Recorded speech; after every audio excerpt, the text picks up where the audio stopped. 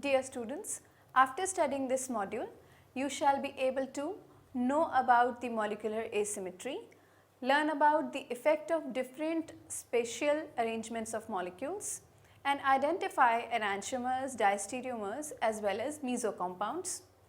We shall also tell you how to calculate the enantiomeric axis and how to evaluate the configuration of various stereoisomers. Now let us begin this topic of molecular asymmetry with its introduction. What exactly is molecular asymmetry?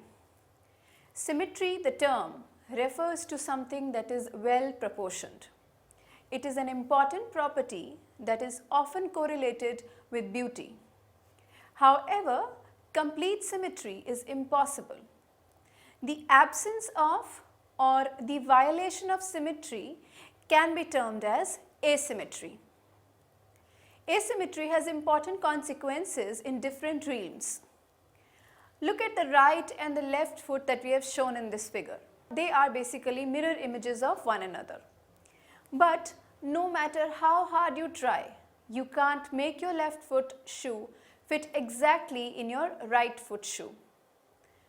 Unlike a ball and its mirror image, a foot and its mirror image are not at all identical. That you can easily perceive and appreciate through this image. Just as shoes and feet come in mirror image pairs, that is a left and a right, many molecules can exist in two spatial configurations that are non-superimposable mirror images and are known as chiral molecules. Surprisingly, almost all biologically active molecules exhibit this property of chirality. Louis Pasteur pioneered the study of molecular asymmetry. Pasteur became puzzled that tartarates and paratartarates are chemically equivalent compounds but behaved differently towards polarized light. Tartarates rotated the plane of polarized light, whereas paratartarates did not do that.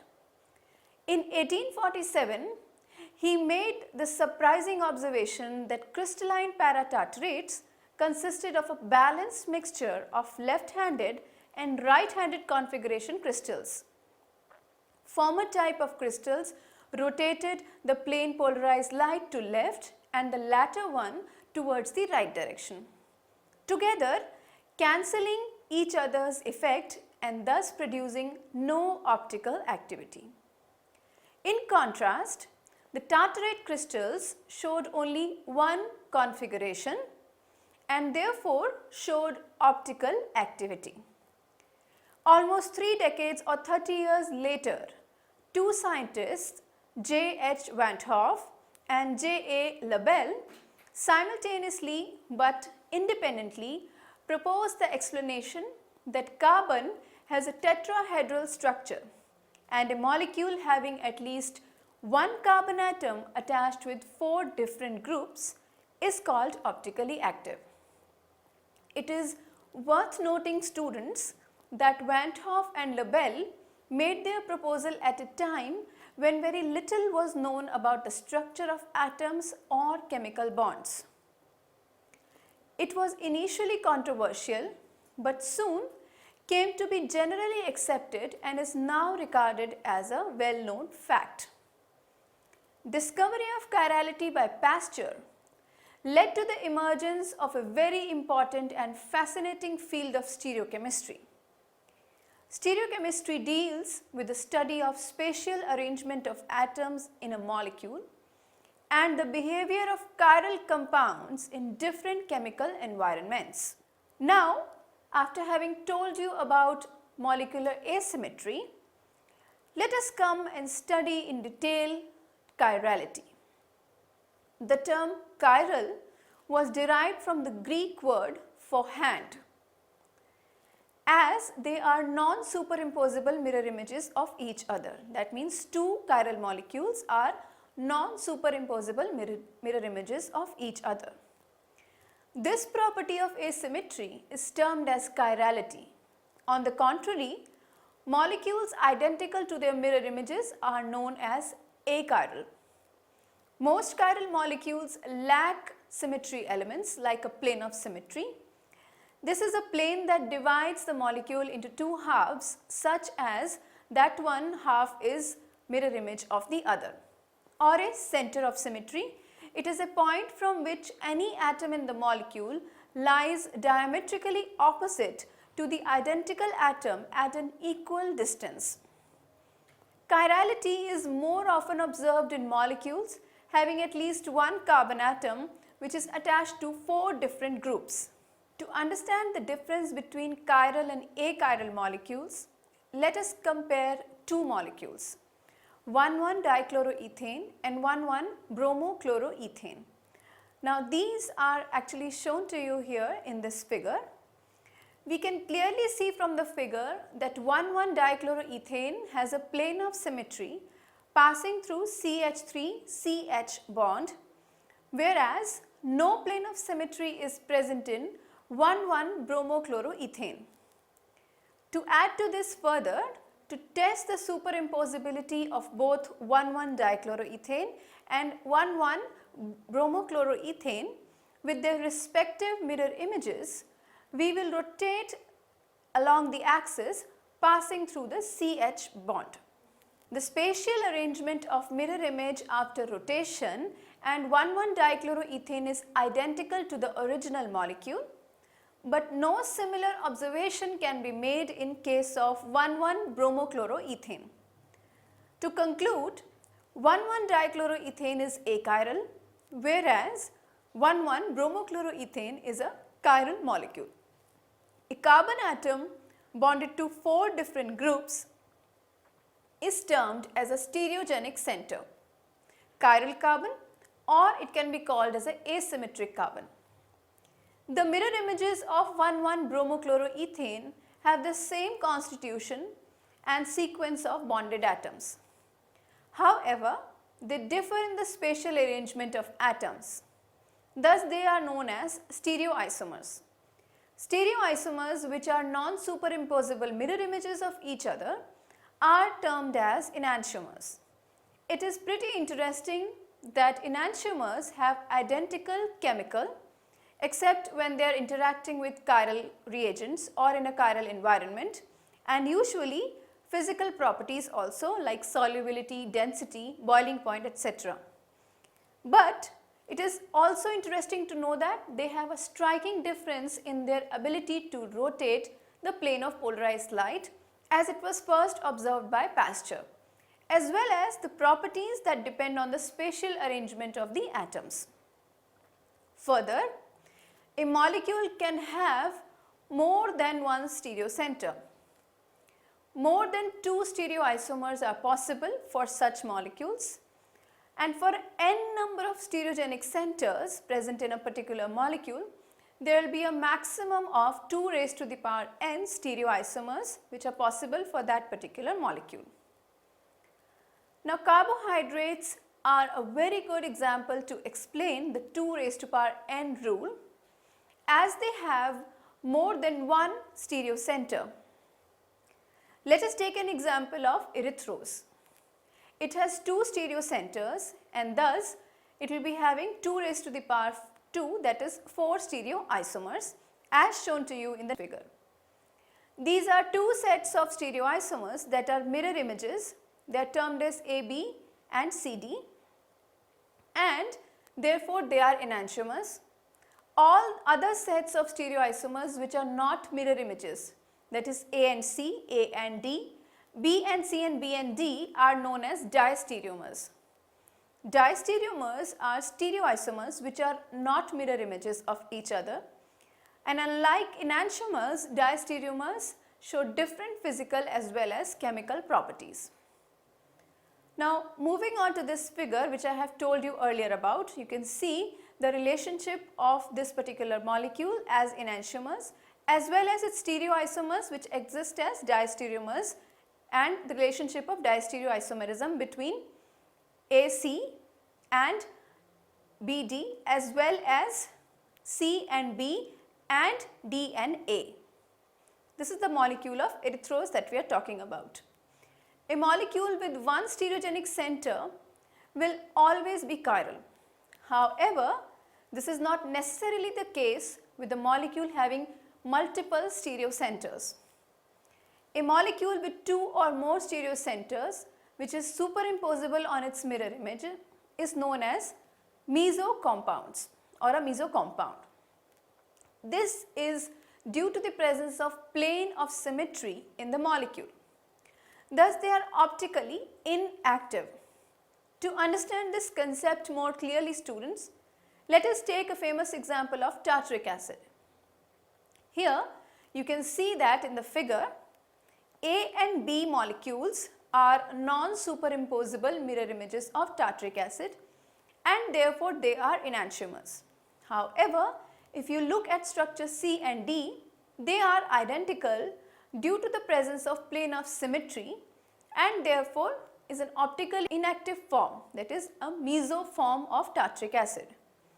So, tartaric acid has just 3 stereoisomers, although it has 2 chiral centers, so it should have 2 raised to power 2, that is 4 stereoisomers.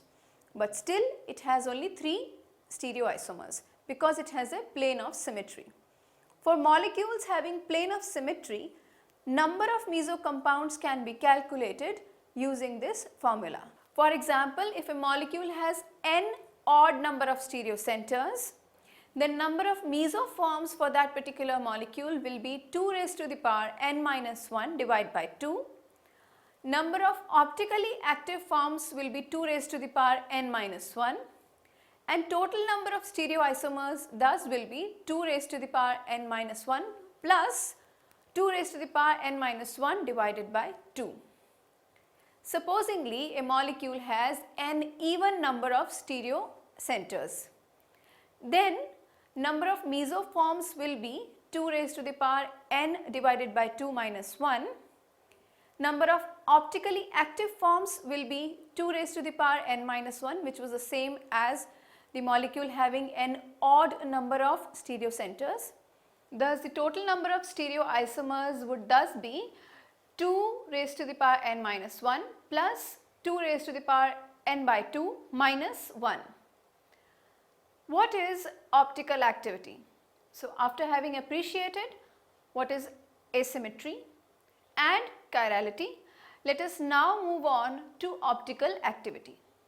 Optical activity is an ability of a chiral molecule to rotate the plane of polarized light passing through it in a clockwise or an anti-clockwise direction. Enantiomers will rotate the plane of polarization in exactly equal amounts, that is same magnitude but in opposite directions. An enantiomer that rotates plane polarized light in a clockwise direction is called dextrorotatory, or it has been represented as a plus sign or a small d. While the enantiomer that rotates the light in anti-clockwise direction is called levorotatory. It is represented by a negative sign or L sign. When both D and L isomers are present in equal amounts, the mixture is said to be a racemic mixture. Achiral compounds and racemic mixture do not show optical activity. Optical activity is measured using a device known as polarimeter. The observed rotation alpha measured in degrees by polarimeter, and it is influenced by several factors like the distance travelled by light through a sample, which is also called the path length L, wavelength lambda of the light passing through the sample, temperature, concentration C of the sample, etc. The standard measurement for rotation for a particular compound is called the specific rotation and is denoted by alpha lambda, lambda as the subscript.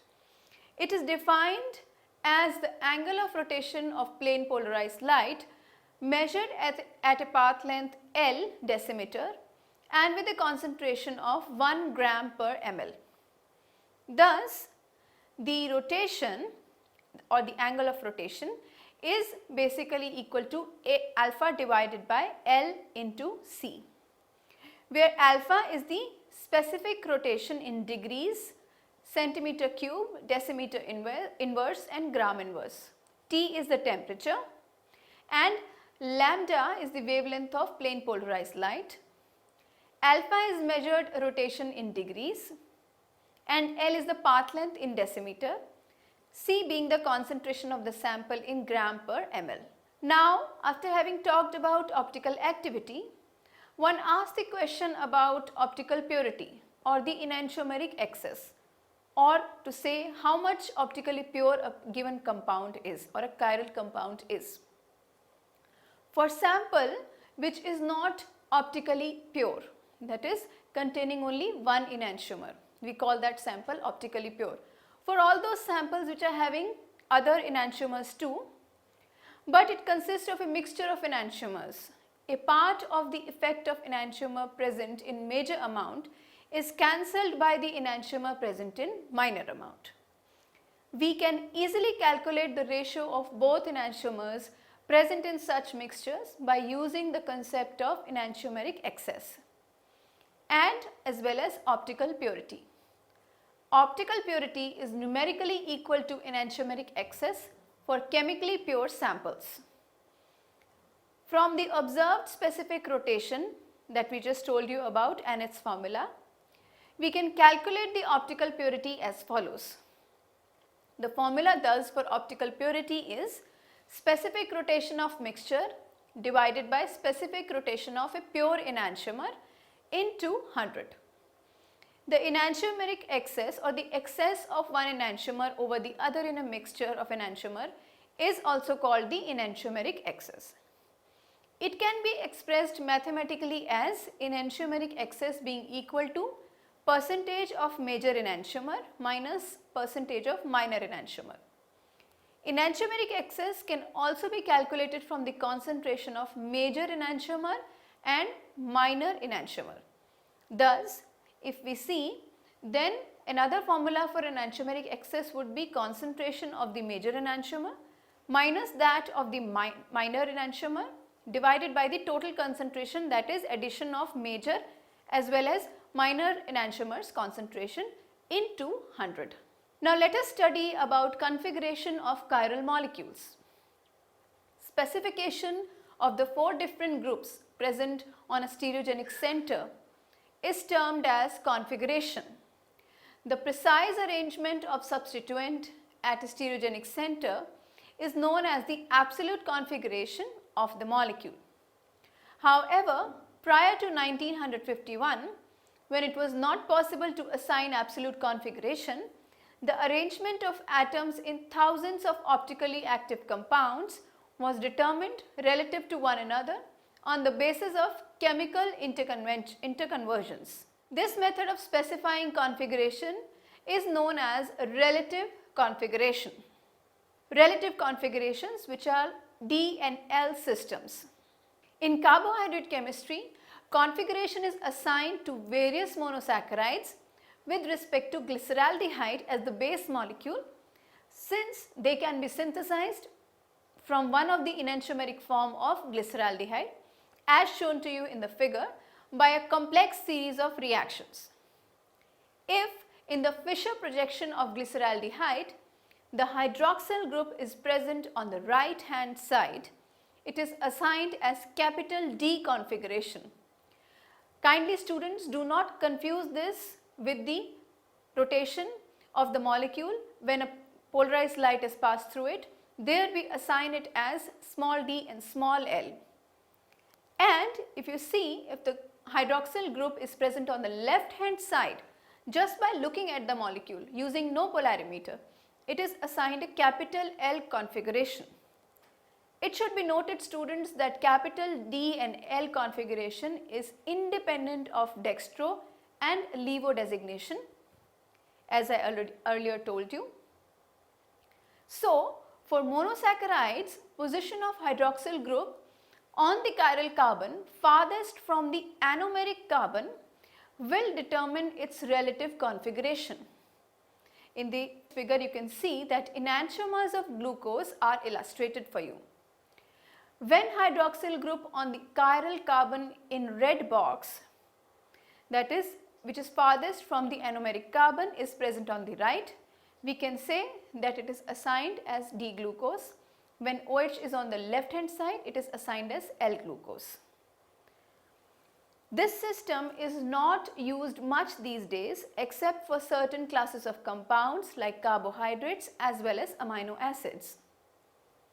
This was about the relative configuration. Let us now study about the absolute configuration or the RS system given by three scientists Cahn-Ingold and Prelog, and this system is also known as the CIP system after the initial letters of the names of the scientists who have set this system. Absolute configuration is assigned according to a set of rules devised by three European chemists or scientists, R.S. Cahn, C.K. Ingold and V. Prelog, and is also often called the Cahn-Ingold and Prelog system, popularly known as the CIP system. The rules given by them are known as sequence rules, and they assign the nomenclature of stereoisomers by prefixing the name R from the Latin word rectus, meaning right, or S from the Latin word sinister, meaning left, depending upon the configuration of the chiral center. The rules for CIP system of stereochemical nomenclature are given here. I will state the rules one by one. First rule, students, is to assign the priorities to the four substituents bonded to a chiral carbon rules. That is, higher is the atomic number of the atom directly attached to the chiral center, higher will be its priority. For example, in this case, if you see this order, iodine has the highest priority, whereas hydrogen has the lowest priority. When dealing with isotopes, higher is the atomic mass of the isotope, higher will be the degree of priority. So you can see here, in case of 3 isotopes of hydrogen, tritium will be having the highest priority and proton, that is 1H1, will be having the lowest priority. Third rule is that when we cannot decide the priority on the basis of atom which is directly attached to the chiral center, then the groups are prioritized on the basis of the next set of atoms which are attached to the atom directly attached to the chiral center. Next set of atoms are evaluated until the first point of difference is achieved. For example, you can see here in this figure, now the atom which is directly attached to chiral center is carbon here. However, we reach a point where we have the bromine which is the highest priority, then chlorine, then the OH, then the proton. Fourth rule is that multiply bonded atoms in substituents are considered to be singly bonded to an equivalent number of similar atoms. Now you can see how the aldehyde becomes this structure and the cyano becomes this structure. Now the second set of rules is that orient the molecule in such a way that the lowest priority substituent points away from you. Now if we have our eye level there, as you can see in the figure, then lowest priority will be farthest from the eye. In case of Fischer projection formula of a compound, the lowest priority group is always kept in the top or bottom position, that is on the vertical line to find the absolute configuration of a stereo center. If the lowest priority group is not on the vertical line, all we have to do is to exchange any two substituents bonded to chiral center twice, such that the lowest priority group is on a vertical line. It should be noted that a single exchange between any two groups will result definitely in the opposite configuration. Thus, two exchanges are required. Now you can see here we have shown in the figure how the two exchange is done to bring the group with the lowest priority on the vertical line. Third set of rules is trace the direction of curved arrow starting from highest point of priority to second highest priority to the third highest priority. If the direction of the curved arrow is clockwise, then the chiral center has R configuration, and if it is anti-clockwise, then the chiral center has S configuration. Now you can see here we have shown you how the R and S are achieved in according to the CIP rules.